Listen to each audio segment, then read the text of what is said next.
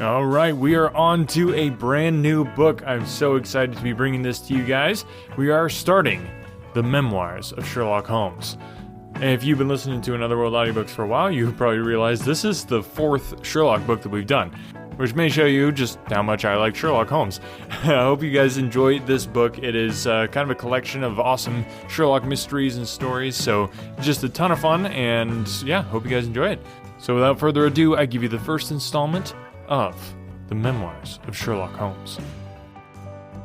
The Memoirs of Sherlock Holmes, written by Arthur Conan Doyle. 1. Silver Blaze.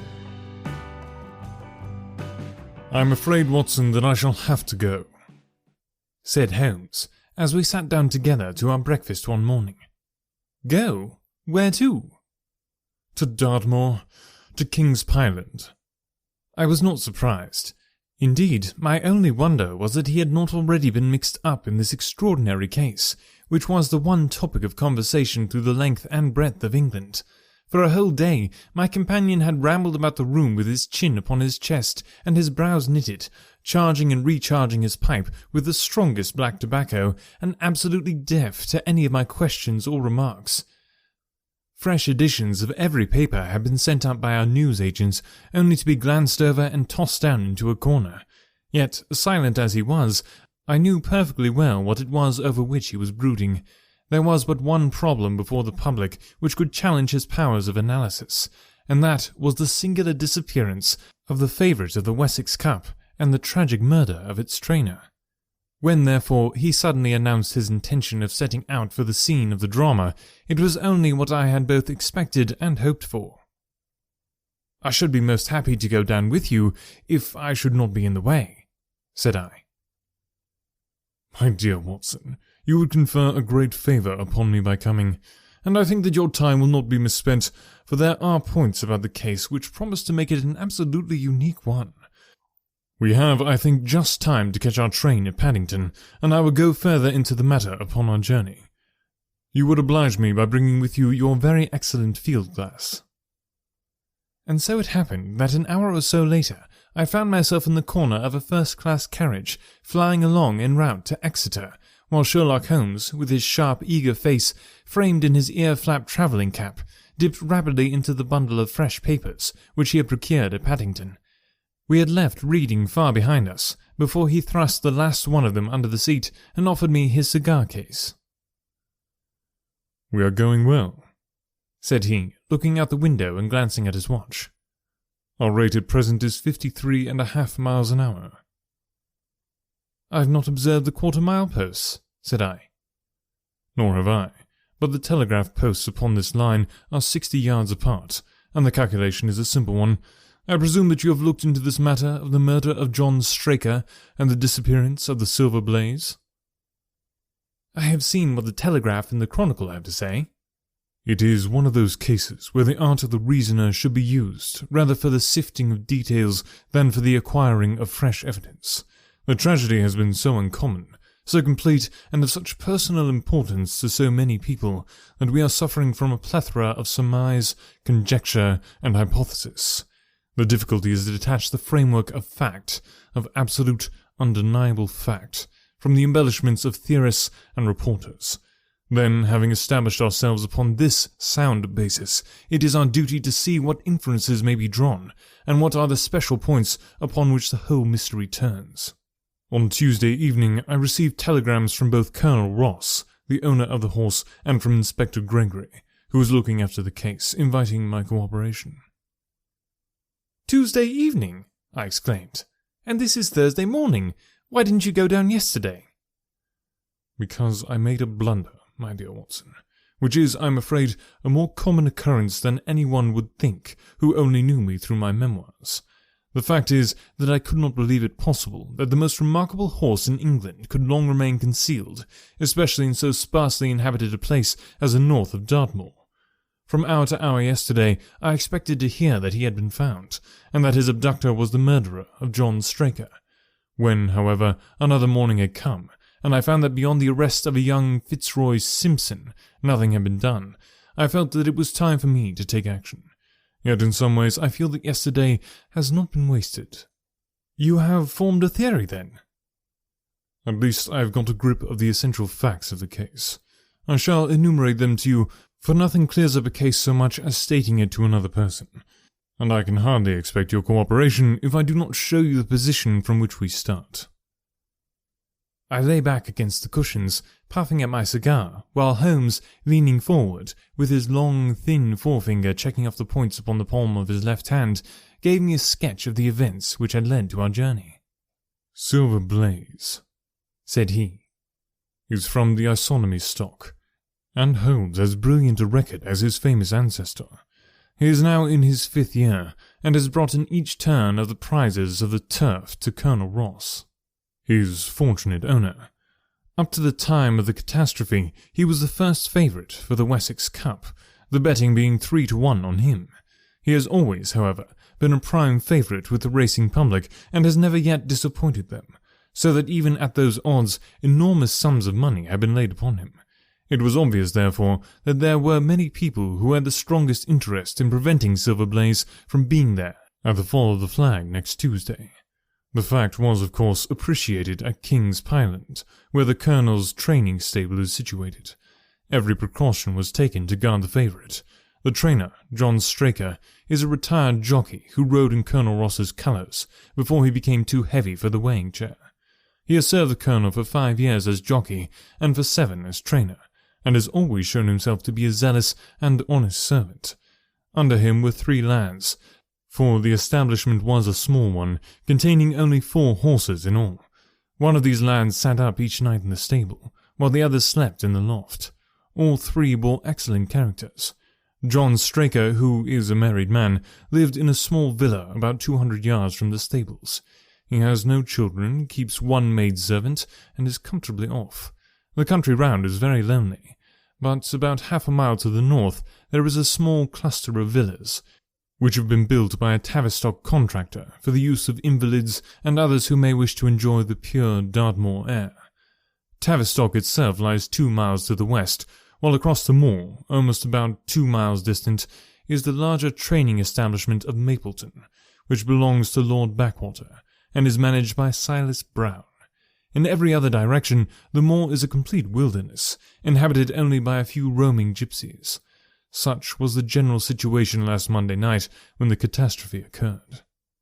On that evening, the horses had been exercised and watered as usual, and the stables were locked up at 9 o'clock. 2 of the lads walked up to the trainer's house, where they had supper in the kitchen, while the third, Ned Hunter, remained on guard. At a few minutes after 9, the maid, Edith Baxter, carried down to the stables his supper, which consisted of a dish of curried mutton.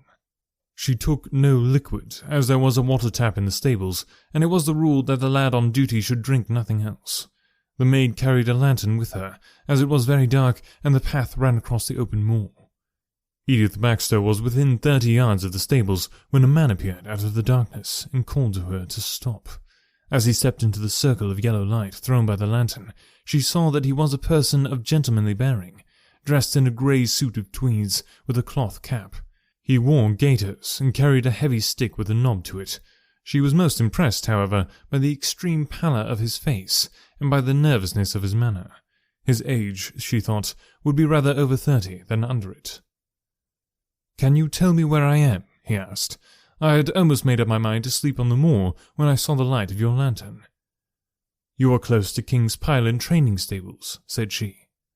"Oh, indeed, what a stroke of luck," he cried. "I understand that a stable boy sleeps there alone every night.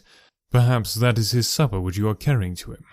Now, I am sure that you would not be too proud to earn the price of a new dress, would you?" He took a piece of white paper folded up out of his waistcoat pocket. "See that the boy has this tonight, and you shall have the prettiest frock that money can buy." She was frightened by the earnestness of his manner, and ran past him to the window through which she was accustomed to hand the meals.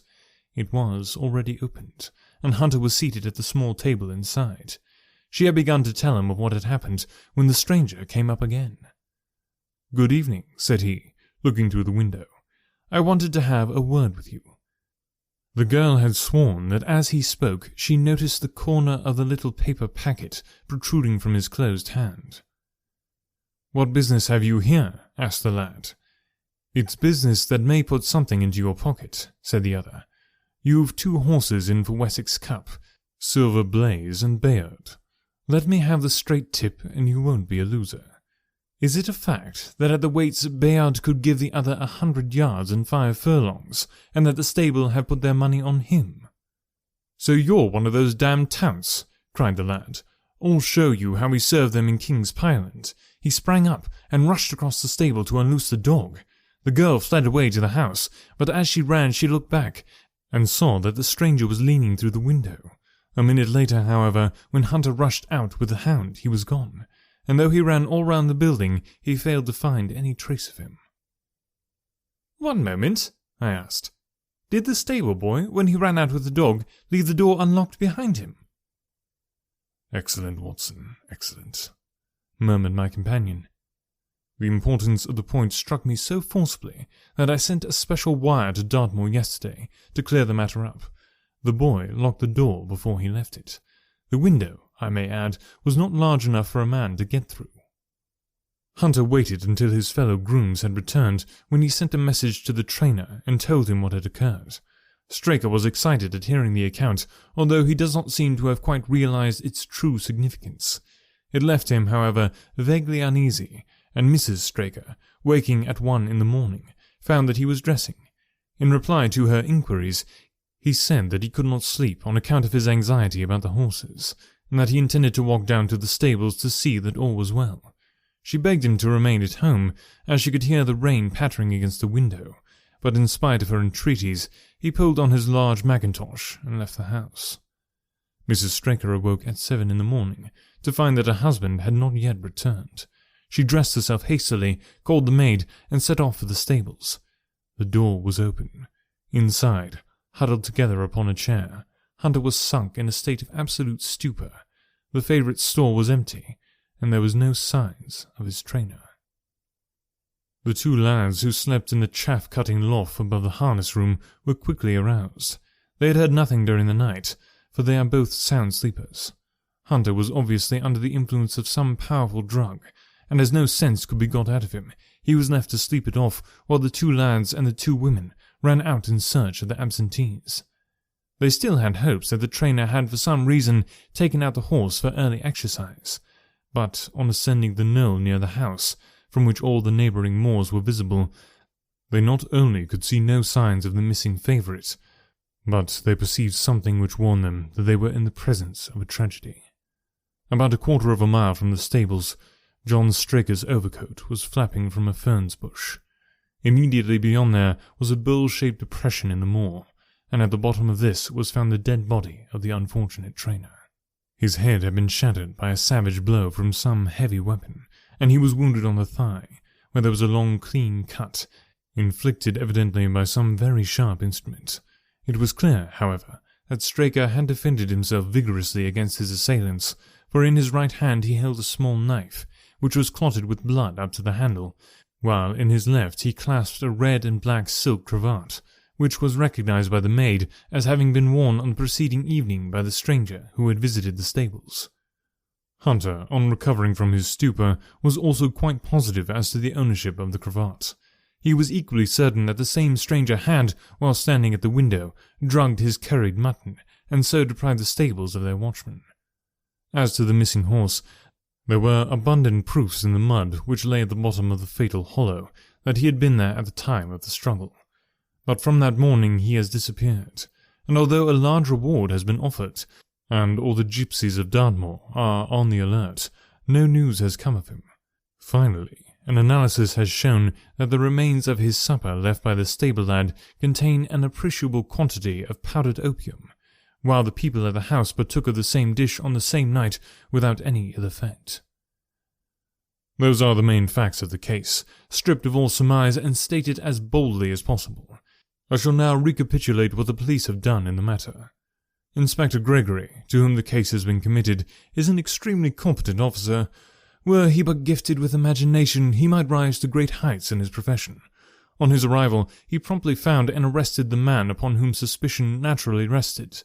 There was little difficulty in finding him, for he inhabited one of those villas which I have mentioned. His name, it appears, was Fitzroy Simpson. He was a man of excellent birth and education, who had squandered a fortune upon the turf, and who lived now by doing a little quiet and genteel bookmaking in the sporting clubs of London. An examination of his betting book showed that bets to the amount of £5,000 had been registered by him against the favourite.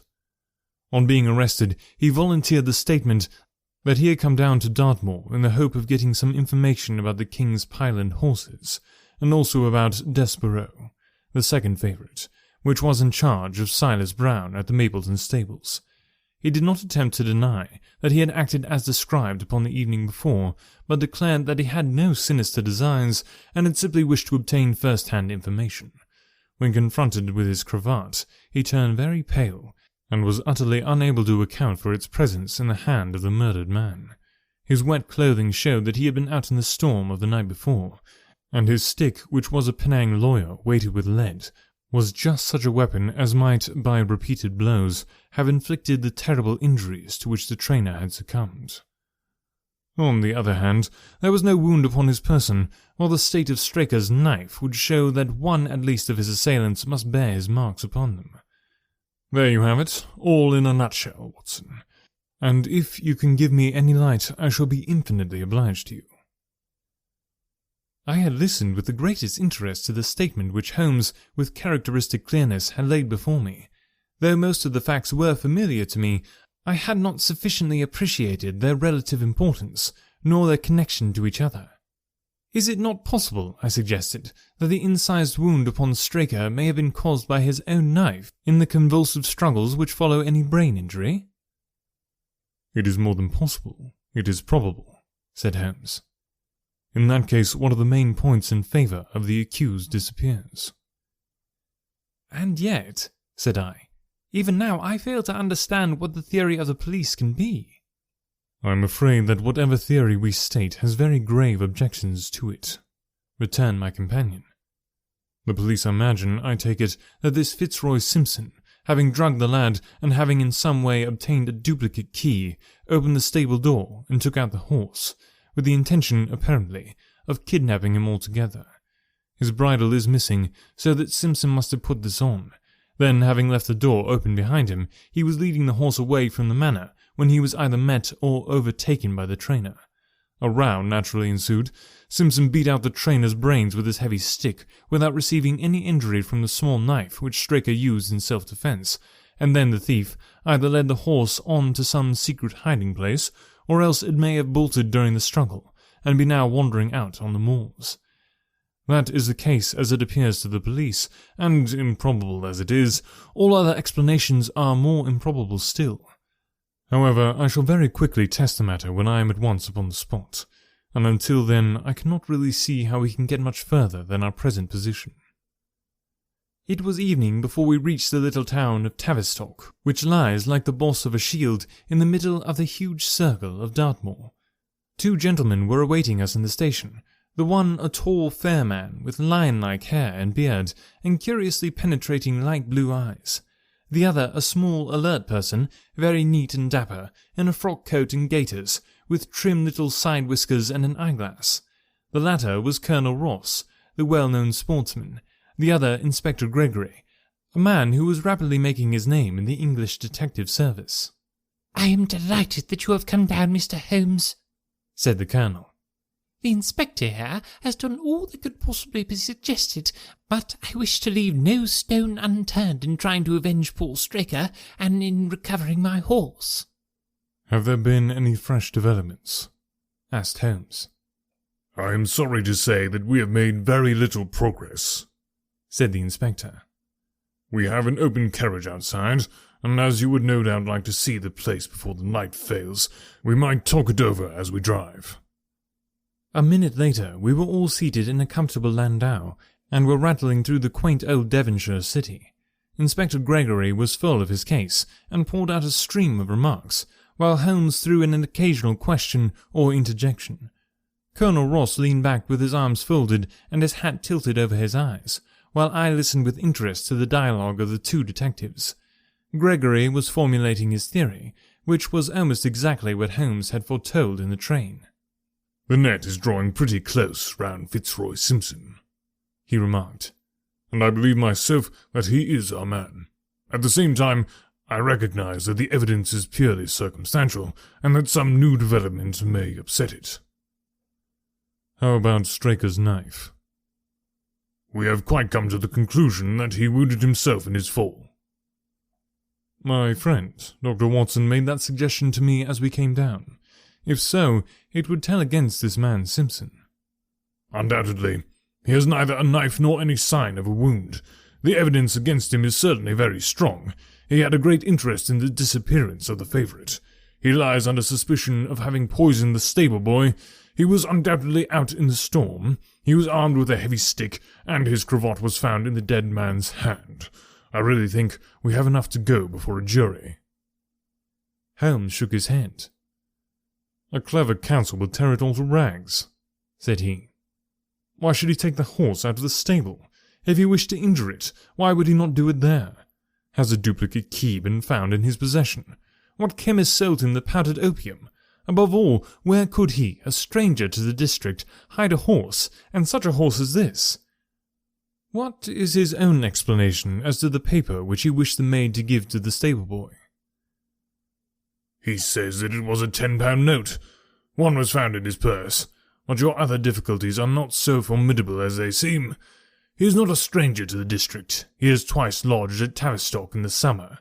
The opium was probably brought from London. The key, having served its purpose, would be hurled away. The horse may be at the bottom of one of the pits or old mines upon the moor." "What does he say about the cravat?" "He acknowledges that it is his, and declares that he had lost it. But a new element has been introduced into the case, which may account for his leading the horse from the stable." Holmes pricked up his ears. "We have found traces which show that a party of gypsies encamped on Monday night within a mile of the spot where the murder took place. On Tuesday they were gone. Now, presuming that there was some understanding between Simpson and these gypsies, might he not have been leading the horse to them when he was overtaken, and may they not have him now?" "It is certainly possible." "The moor is being scoured for these gypsies.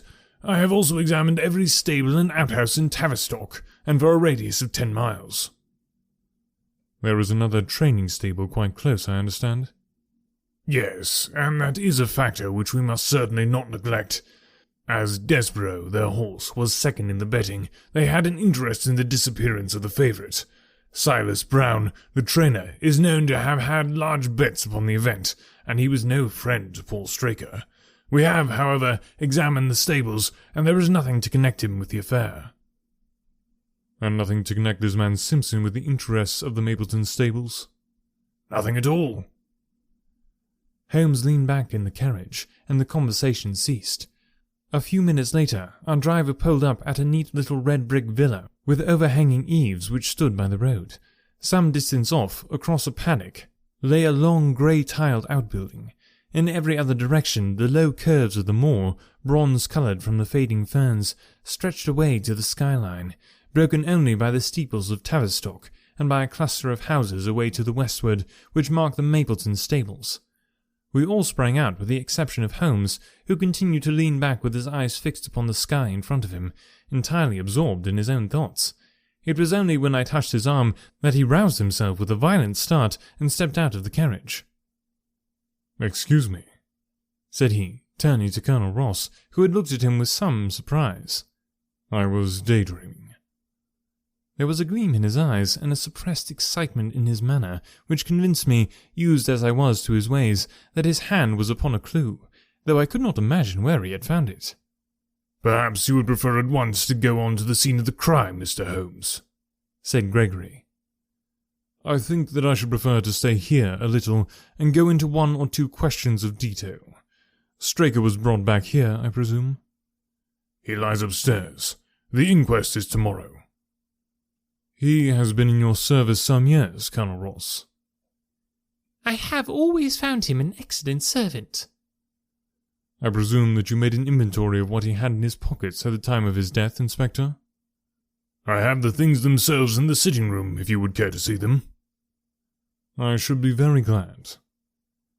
We all filed into the front room and sat round the central table, while the inspector unlocked a square tin box and laid a small heap of things before us. There was a box of vestas, 2 inches of tallow candle, an ADP briar-root pipe, a pouch of sealskin with half an ounce of long-cut Cavendish, a silver watch with a gold chain, 5 sovereigns in gold, an aluminum pencil case, a few papers, and an ivory-handled knife with a very delicate, inflexible blade marked Weiss & Co., London. "This is a very singular knife," said Holmes, lifting it up and examining it minutely. "I presume, as I see bloodstains upon it, that it is the one which was found in the dead man's grasp. Watson, this wife is surely in your line." "It is what we call a cataract knife," said I. "I thought so. A very delicate blade devised for very delicate work. A strange thing for a man to carry with him upon a rough expedition, especially as it would not shut in his pocket." "The tip was guarded by a disc of cork which we found beside his body," said the inspector. "His wife tells us that the knife had lain upon the dressing table and that he had picked it up as he left the room. It was a poor weapon, but perhaps the best that he could lay his hands on at the moment." "Very possible. How about these papers?" 3 of them are receipted hay dealers' accounts. One of them is a letter of instructions from Colonel Ross. This other is a milliner's account for £37.15, made out by a Madame Lesueur of Bond Street to William Derbyshire. Mrs. Straker tells us that Derbyshire was a friend of her husband's, and that occasionally his letters were addressed here." "Madame Derbyshire had somewhat expensive tastes," remarked Holmes, glancing down at the account. 22 guineas is rather heavy for a single costume. However, there appears to be nothing more to learn, and we may now go on to the scene of the crime. As we emerged from the sitting room, a woman who had been waiting in the passage took a step forward and laid a hand upon the inspector's sleeve. Her face was haggard and thin and eager, stamped with the print of a recent horror. "Have you got them? Have you found them?" she panted. "No, Mrs. Straker, but Mr. Holmes here has come from London to help us, and we shall do all that is possible." "Surely I met you in Plymouth at a garden party some little time ago, Mrs. Straker?" said Holmes. "No, sir, you are mistaken." "Dear me, why I could have sworn to it. You wore a costume of dove-coloured silk with ostrich feather trimming." "I never had such a dress, sir," answered the lady. "Ah, that quite settles it," said Holmes, and with an apology he followed the inspector outside. A short walk across the moor took us to the hollow in which the body had been found. At the brink of it was the ferns bush upon which the coat had been hung. "There was no wind that night, I understand?" said Holmes. "None, but very heavy rain." "In that case, the overcoat was not blown against the ferns bush, but placed there." "Yes, it was laid across the bush." "You fill me with interest. I perceive that the ground had been trampled upon a good deal. No doubt many feet have been here since Monday night." "A piece of matting had been laid here at the side, and we have all stood upon that." "Excellent." "In this bag I have one of the boots which Straker wore, one of Fitzroy Simpson's shoes, and a cast horseshoe of Silver Blaze." "My dear Inspector, you surpass yourself." Holmes took the bag, and descending into the hollow, he pushed the matting into a more central position. Then, stretching himself upon his face and leaning his chin upon his hands, he made a careful study of the trampled mud in front of him. "Hullo," said he suddenly. "What's this?" It was a wax vesta, half burned, which was so coated with mud that it looked at first like a little chip of wood. "I cannot think how I came to overlook it," said the inspector with an expression of annoyance. "It was invisible, buried in the mud. I only saw it because I was looking for it." "What? You expected to find it?" "I thought it not unlikely." He took the boots from the bag and compared the impressions of each of them with marks upon the ground. Then he clambered up to the rim of the hollow and crawled about among the ferns and bushes. I'm afraid that there are no more tracks, said the inspector. I have examined the ground very carefully for 100 yards in each direction. Indeed, said Holmes, rising.